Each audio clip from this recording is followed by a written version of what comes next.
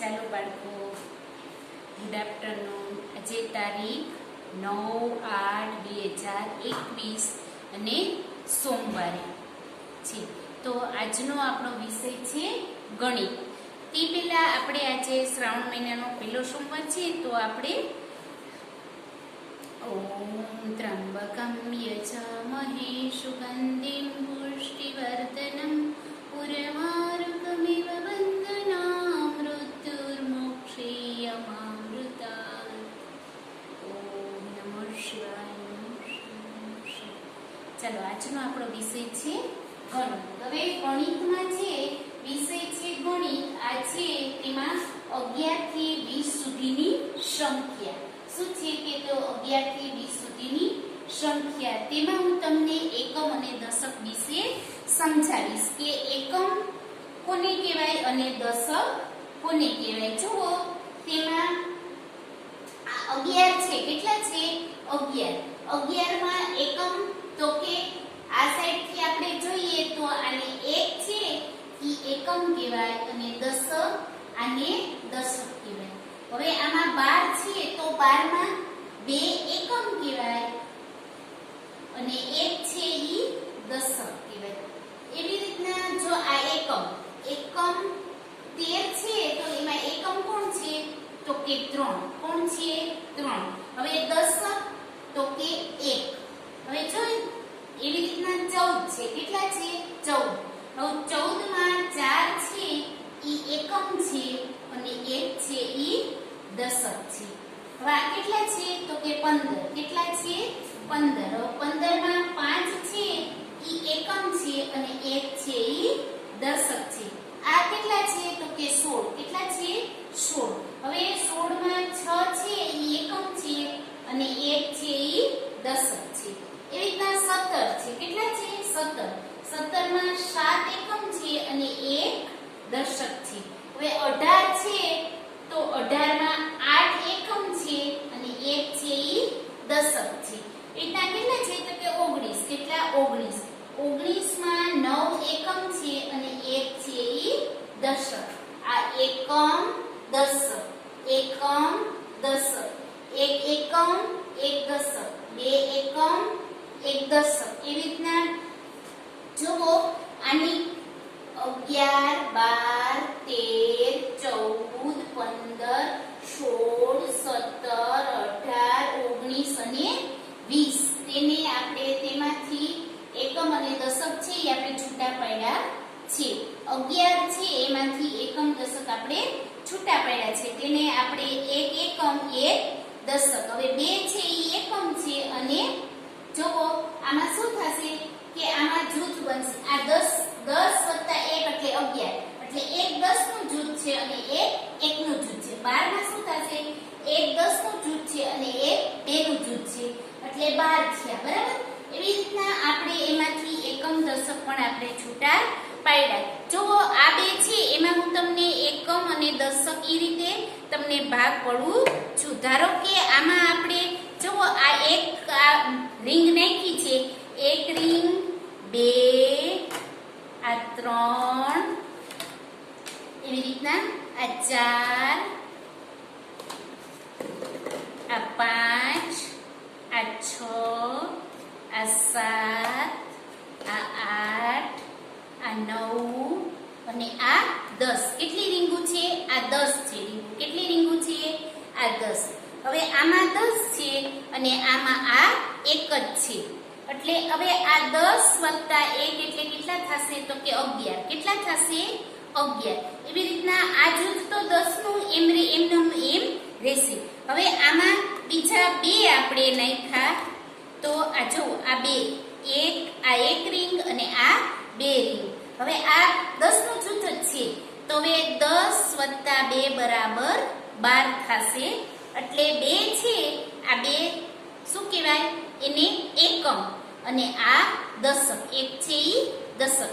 એમાં 10 નું જૂથ છે એટલે ઈ જાજી છે એટલે એની કિંમત જાજી થશે. એની 10 એટલે દશક, 10 એટલે દશક. એવી રીતના એકમ અને દશક. હવે આવી રીતના તમને હવે અલગ પાડવાનું કે 11 થી 20 ની લાઈન આપી હોય અને એમાં તમને એકમ અને દશક છૂટા પાડવાના કીએ તો આપણે એકમની કિંમત 1 જ થશે, જ્યારે બીજો એક છે એની કિંમત 10 થશે. જો એ દશકના ખાના. હવે 12 છે તો 2 ની કિંમત 2 ની 2 જ રહેશે. હવે આ બીજો એક છે એની 10 કિંમત થઈ જશે. કેટલી થઈ જશે? દશક હોય તો 10, એકમમાં હોય તો 1, દશકમાં હોય તો 10. એવી રીતના 3 છે એની કિંમત 3 જ રહેશે. હવે આ 11 1 છે તો એની કિંમત 10. 10 + 3 બરાબર 13. હવે 10 + 4 બરાબર 14. 10 + 5 બરાબર 15. 10 + 6 બરાબર 16. 10 + 7 બરાબર 17. 10 + 8 બરાબર 18. 10 + 9 બરાબર 19. 10 + 10 બરાબર 20. કેટલા થશે? 20. એકમ દશક, એકમ દશક, એકમ દશક. પેલા જુઓ ઘણાને એકમ દશક કોઈ વાતે સમજાતા નથી, છતાંય જુઓ તમે ટ્રાય આપણે કરવાની, થોડુંક વધારે સમજવાનું કે એક એકમ અને 2 દશક. એક એકમ અને 2 દશક. જુઓ આમાં તો પાઠ્યપુસ્તકમાં પણ એ રીતે આપ્યું છે કે 10 દશક, એમાં 11 છે તો જુઓ એક એકમ અને 1 દશક. આવી રીતના જૂથ પાડ્યા હોય, એક 10 નું જૂથ હોય અને બીજું 1 નું જૂથ હોય, 2 નું જૂથ હોય, 3 નું જૂથ હોય. હવે ત્યારે બંને સાથે આપણે કરીએ બંનેનો સરવાળો, ત્યારે 10 + 1 તો એનું કિંમત કેટલી થઈ જશે? 11. 10 + 2 હોય તો એની કિંમત કેટલી થશે?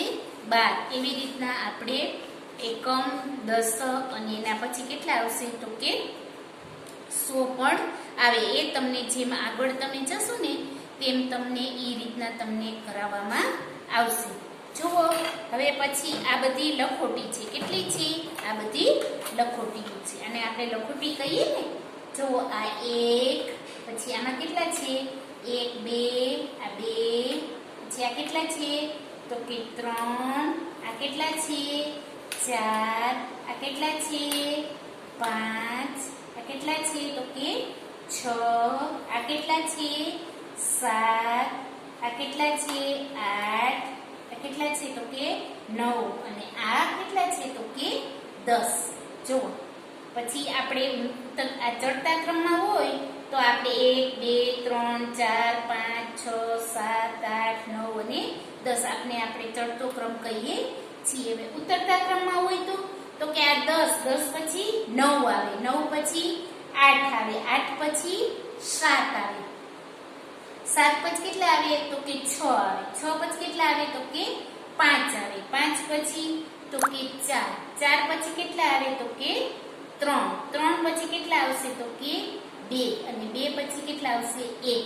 એને આપણે ઉતરતો ક્રમ કહીએ છીએ. આ સાઈડથી આપણે આ ચડતો ક્રમ આવે અને આ સાઈડથી આપણે ઉતરતો ક્રમ આવે છે ને, તેને આપણે ચડતા અને ઉતરતા ક્રમમાં કહીએ છીએ. હવે તમને લોકોને એકમ અને દશક સમજાઈ ગયું હશે કે એક એકમ અને 1 દશક, જેની કિંમત 12 હોય તો 2 ની કિંમત 2 ની 2 જ રહે, જ્યારે બીજો 1 છે એની કિંમત 10 થઈ જાય. કેટલી થઈ જાય? 10. એટલે એકમ અને દશક. હવે તમને ક્યારેક આડાઅવળું પણ પૂછવામાં આવે કે ધારો કે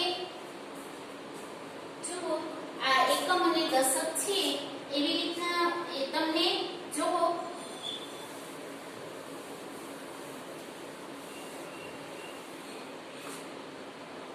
આ 25 આપ્યા હોય. કેટલા આપ્યા હોય? 25. હવે આ અહીંયા એકમ અને આ દશક. જો આ 25 માં એકમ કોણ છે તો કે 5 છે ઈ એકમ છે અને 2 છે ઈ દશક છે. હવે એવી રીતના 28 આપ્યા હોય. કેટલા આપ્યા હોય? 28. તો 28 માં એકમ કોણ છે તો કે 8 ઈ એકમ છે અને 2 છે ઈ દશક છે. એવી રીતના 32 આપ્યા હોય. કેટલા આપ્યા હોય? 32. તો એકમ કોણ છે તો કે 2 છે ઈ એકમ છે અને 3 છે ઈ દશક છે. હવે આમાં 46 હોય તો એકમ કોણ છે તો કે 6 છે ઈ એકમ છે અને 4 છે ઈ દશક છે. આવી રીતના કોઈ પણ સંખ્યા તમને પૂછવામાં આવે એકમ અને દશક, એકમ અને દશક, એકમ અને દશક. જો આ 25 છે બે ભેગા હોય તો એની કિંમત 25 થશે. પછી બે અલગ પડી જાય તો આ 25 ની કિંમત 5 ની કિંમત 5 જ રહે અને 2 ની કિંમત કેટલી થાય તો કે 2 દશક એટલે 2 છે 10 10 વાર આવે એટલે એની કિંમત 20 થાય. કેટલી થાય 20. આવી રીતના છૂટા ભેગા હોય ત્યારે તેની કિંમત 25 થાય છે. બે ને છૂટા પાડવામાં આવે તો 5 ની કિંમત 5 જ રહે છે. જે જ્યારે 2 છે એ દશક છે એટલે 2 10 10 વાર 2 આવશે એટલે કેટલા થશે 20. કેટલા થશે 20. 20 + 5 બરાબર 25. 20 + 8 બરાબર 28. એવી રીતના આમાં 30 + 2 બરાબર 32. હવે આ 46 છે તો 40 + 6 બરાબર 46. 6 એકમ છે અને 4 છે ઈ દશક છે. એવી રીતના તમારે આવી રીતના એકમ અને દશક જ્યારે મોટા ધોરણમાં આવશે ને ત્યારે 100 ની કિંમત આવશે. હવે તમને એમ પૂછવામાં આવે કે 46 લખો તો આપણે આમ ફટાફટ 46 લખીએ. 46 + 24 આને આપણે મોઢે રકમ લખી કહેવાય. તો તમને આ સમજ આવડતું હોય મોઢે કે 46 કોને કહેવાય તો આપણે કરી શકીએ, નહીતર આપને આવડે નહીં. એવી રીતના તમને લોકોને આડા આવડા આમાંથી અંકો પણ આવડવા જોઈએ. જો આપને 1 થી 100 એકડામાંથી ગમે ત્યારે તમને આડા પૂછે ને ગમે ત્યારે તો તમને આવડવા જોઈએ કે ફટાફટ આપણે ગણતરી કરતા પણ આપણને આવડવું જોઈએ. કોઈ પણ તમને પલાખા લખાવતું હોય ને ત્યારે આપણે પલાખા એમાંથી આડા આવડા હોય ને તેમને જ આપણે પલાખા કહીએ છીએ. પલાખા કોને કહેવાય? જે આડા આવડા અંકો તમને પૂછે એને આપણે પલાખા કહીએ છીએ. જેટલી તમે પ્રેક્ટિસ કરશો એટલી વધારે સારું રિઝલ્ટ આવે. આપણે સતત ને સતત ગણિતમાં તો એવું જ થાય કે જો જેટલી આપણે પ્રેક્ટિસ કરીએ ને એટલી આપણે ગણિતમાં બધું આવડી જાય. એ માટે ખોટી ઉતાવળ કરવાની નહીં. નિરાતે બેસીને જોવાનું, સાંભળવાનું, ન સમજાય તો ફરીથી કોઈને કહેવાનું અથવા આપણે ફરીથી રિપીટ કરવાનું. જો તમે જેટલું રિપીટ કરીએ ને એટલું આપણે બધું સમજાઈ જાય છે. તેથી આપણે આજનો આ વિડીયો પૂર્ણ કરીએ.